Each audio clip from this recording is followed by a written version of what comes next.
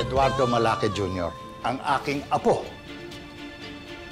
Happy rin ako para kay na Sir Eduardo at Sir Oliver. Pero, wini-wish ko talaga na sana si Kuya Rambo na lang totoo niyang apo.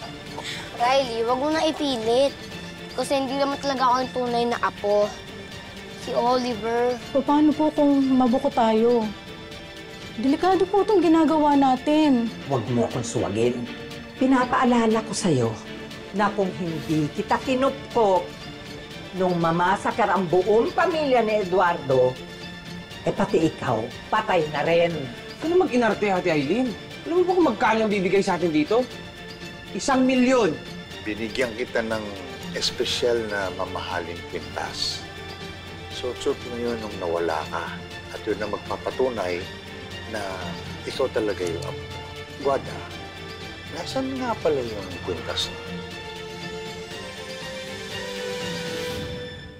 Nagkasakit po kasi itong si Oliver, kaya kinailangan talaga namin ng pera. Sorry talaga. Hindi, huwag ka nang humingi na sa akin. Naiintindihan ko.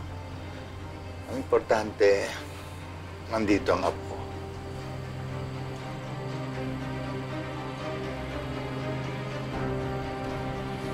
Pasok tayo sa loob. Sige po, no? Tulad ng pinanlaan natin, kinupkop ni Eduardo sila Oliver at Guada at napaniwala nila na si Oliver nga nawawalang apo ni Eduardo. Bawa naman si Eduardo, no? Wala siyang kaalam-alam na nagpapapasok siya ng anay sa bahay niya at ako ang dahilan kung bakit masisira ang buhay niya. Ikaw? Simple lang naman na ipapagawa ko sa inyo para lang hindi tayo mahanapan ng butas ni Eduardo. Sasabihin mo kay Eduardo na ibinigay mo yung apo niya sa tiyahin mo kay Guada. At dadalhin mo si Eduardo kay Oliver at ikaw naman kukumpirmahin mo kay Eduardo na totoo sinasabi niya, Aileen, na si Oliver nga ang nawawala ng apo. Masusunod, Gob. Pero, Gob, pwede ba yun? Oo. Simple lang naman yun. Dadayain lang yung DNA test. Mapapaniwala natin sila. Importante lang, makuha mo ang tiwala ni Eduardo. At pag nakuha mo ng loob niya, yun ang umpisa. Pababagsakin natin si Eduardo. Magkano po ba pinag-uusapan natin dito? 1,000,000 piso. At hindi lang yan ang makukuha ninyo. Madadagdagan pa yan sa tuwing na may pag-uutos kami sa inyo. Sisirain natin ang buhay ni Eduardo.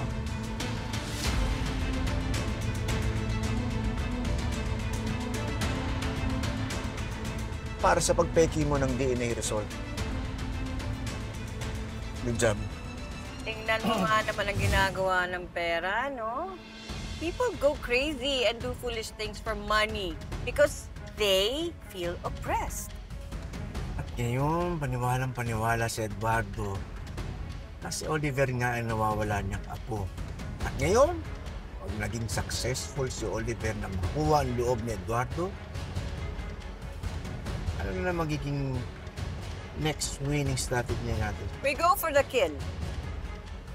Habang si Oliver kukunin yung tiwala ni Eduardo, ako naman kukunin ko yung loob at yung loyalty ni Rambo at ng pamilya niya. Para kapag napabaksak na natin si Eduardo at si Rambo, masisira na rin ang relasyon nila sa ibang tao. Tingnan natin kung makakuha pa siya ng suporta sa iba. Divide and conquer, Rigor. It never fails. Tried and tested na yan. And for our final death blow, uutusan natin si Oliver na dumihan ng pangalan ni Eduardo. At ituturo niya si Eduardo na siya ang nagpapatakbo ng mga illegal businesses ko. Tingnan natin kung makabalik siya sa politika. He will end up miserable, lonely, and poor. Or in jail, whichever comes first.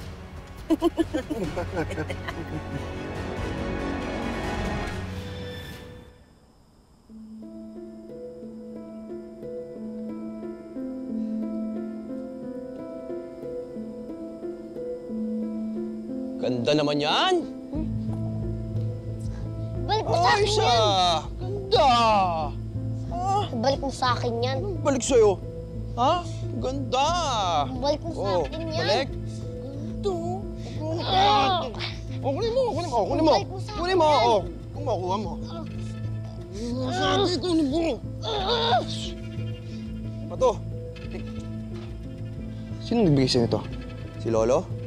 Hindi yan ang galing kay Sir Mayor. Siguraduhin mo lang. Dahil pag nalaman kong sinasamantala mo si Lolo, malilintikan ka talaga sa akin. Pre, kalma. Ba't ka man nag-iisip ng ganyan? Hindi ko naman alam kung anong pinanggalingan mo. Hindi mo talaga malalaman dahil hindi ka namin kadugo. Matanda na si Lolo, ha? Kaya nagmamalasakit lang naman ako, eh. Kaya pag nalaman kong binibilog mo yung ulo niya, pipit-pitin ko yung ulo mo. Huwag kang manghusga. Hindi mo ako kilala. At hindi ako mapagsamantalang tao. Talaga? Eh, mabuti kung ganon. Dahil tandaan mo, pag nandito ako at nabubuhay katabi ko si Lolo, walang pwedeng manloko, mag-tridor at mag-gancho sa kanya. Ano na nga yan? Kunin mo. Ay, gusto mo talagang kunin, ha? O, habulin mo doon! Ha! Takbo! Ano? Nasaan na yun? O Rambo, ano hinahanap mo?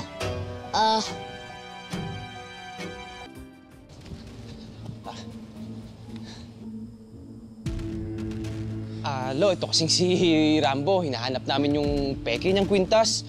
Eh, kanina pa namin di namin makita eh. Pero nandito lang yun. Ganun ba? Hindi ko alam, mahilig ka pala sa alahas. Hindi ko po binili yan, Sir Mayor. Importante lang po talaga ito sa akin. O di, tulungan na kitang maghanap. Hanapin natin. Lo, hindi na po. Eh, baka mapano pa kayo. Tsaka gabi na rin. Bukas na lang po hanapin namin ulit, di ba? Opo. Rambo, nandito lang naman yun, Lo.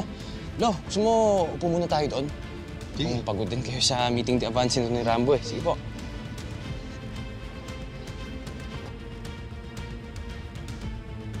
Ito na. Ito na pala eh.